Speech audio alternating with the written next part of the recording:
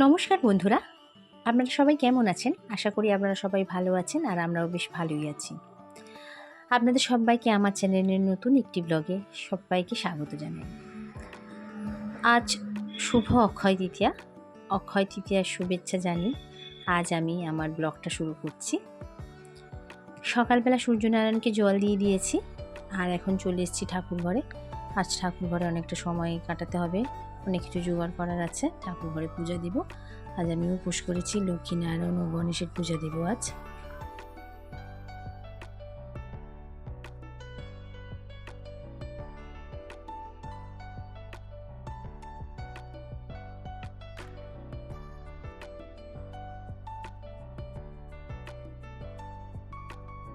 মেয়ে সকাল থেকে জেদ করছে, ও ঠাকুর ঘরের সমস্ত কাজ করবে। ও সকাল থেকে কিছু খায়নি, ও উপোস করবে আমার সঙ্গে। উপোস হয়ে গেলে ও আমি যা খাবো ও সেটাই খাবে, ভাত খাবে না। বাড়ির সবার জন্য আমি ভাত তরকারি করে রেখেছি, কিন্তু ও খাবে না। প্রত্যেকটা পুজোতে ও তাই করে। আমি উপোস করলে আমার সঙ্গেই উপোস করে, আর এর পুষ্পাঞ্জলি দেওয়া হয়ে গেলে আমি যেটা খাই ও সেটাই খায়। তো এবার একে একে আমরা সমস্ত ফলমূলগুলো ধুয়ে কেটে জোগাড় করে নেব। এই যে দেখুন পেয়ারাটাকে নিয়ে কীভাবে খেলছে, দেখুন ঠাকুরের যার পেয়ারা, ও সেটাকে নিয়ে খেলছে। এগোচ্ছে, একবার বকেছি, ও সে কথাটা শুনিনি, আবার নিয়ে খেলছে।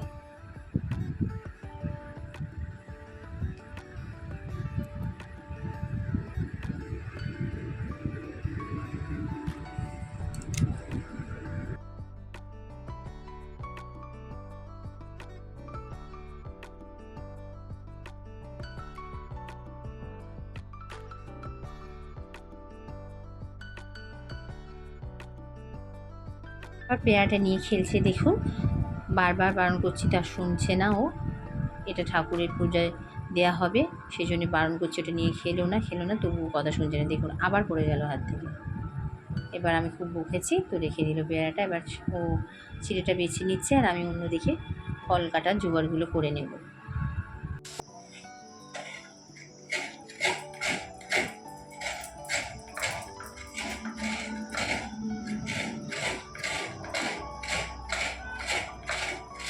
প্রতি বছরই আমি এই দিনে উপোস করি, ঠাকুর ঘরে পূজা দিই, কিন্তু গত বছর করা হয়নি। এই দিনকে আমার ছেলের অন্নপ্রাশন ছিল, ওই জন্য উপোস করিনি, কিন্তু পূজা দেওয়া হয়েছিল ঠাকুর ঘরে। ছেলে এখন ঘুমোচ্ছে না, তো ও জেগে থাকলে শান্তিতে আমি কি এতটা ভালোভাবে কাজ করতে পারতাম না। ঠাকুর ঘরে চলে আসতো আমার সঙ্গে, এসে দুষ্টুমি করতো। তো ঘুমোচ্ছে বলে আমি তাড়াহুড়ো করে কাজগুলো করে নিচ্ছি। তো চলুন বন্ধুরা, আমি একে একে সমস্ত ফলগুলো কেটে পুজোর আয়োজনটা করে রাখি।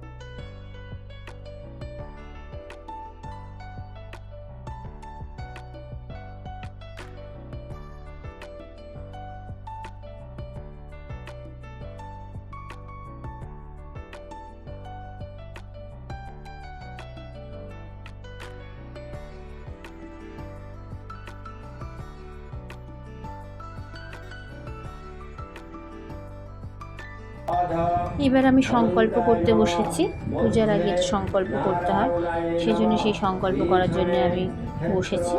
এখানে আমার শ্বশুরমশাই আমার সংকল্প করাচ্ছেন।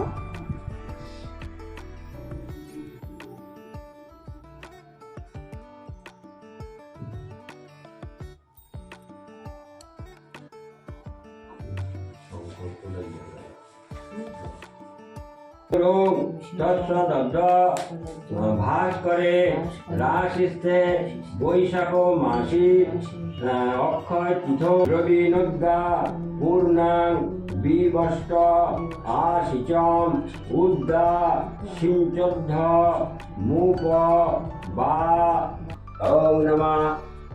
সংকল্প করা হয়ে গেছে, ওদিকে শ্বশুরমশাই পুজো করছেন, না আমি সেই ফাঁকে একটু ধুনো ধোয়া দিয়ে দিচ্ছি। পুজোর দিন কি ধুনো ধোয়া দেওয়াটা খুব শুভ, তো আমি এবার এই ধুনোটা জ্বালিয়ে নিয়ে ধুনুচিটা নিয়ে সব জায়গায় একটু ধোঁয়া দিয়ে নেব।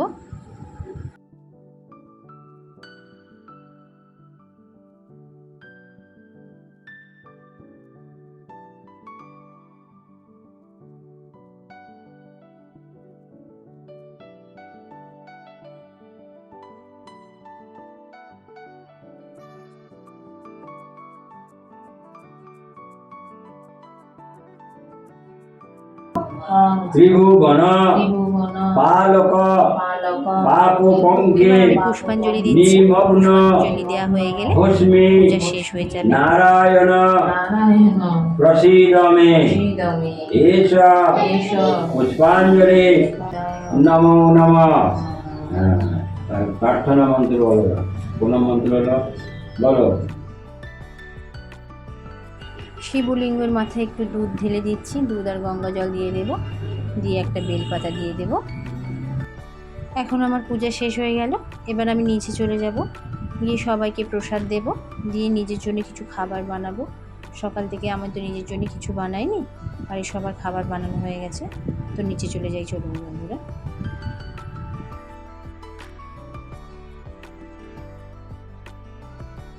একটু ময়দা মাখিয়ে নিয়েছি লুচি করার জন্যে, সবাইকে খেতে দিয়ে দিয়েছি, প্রসাদ খেয়ে নিয়েছে, আর ওদের ভাতও দিয়ে দিয়েছি, ভাত ওরা খেয়ে নিয়েছে। এবার আমি ফাঁকা হয়ে গেছি, এবারে আমি আমার নিজের জন্য কিছু খাবার বানিয়ে নেব। মেয়েও কিছু খায়নি সকাল থেকে, তো ওর জন্যে কয়েকটা লুচি আগে ভেজে তুলে দেব, ও খেয়ে নেবে, তারপরে আমি আমার জন্য বানাবো।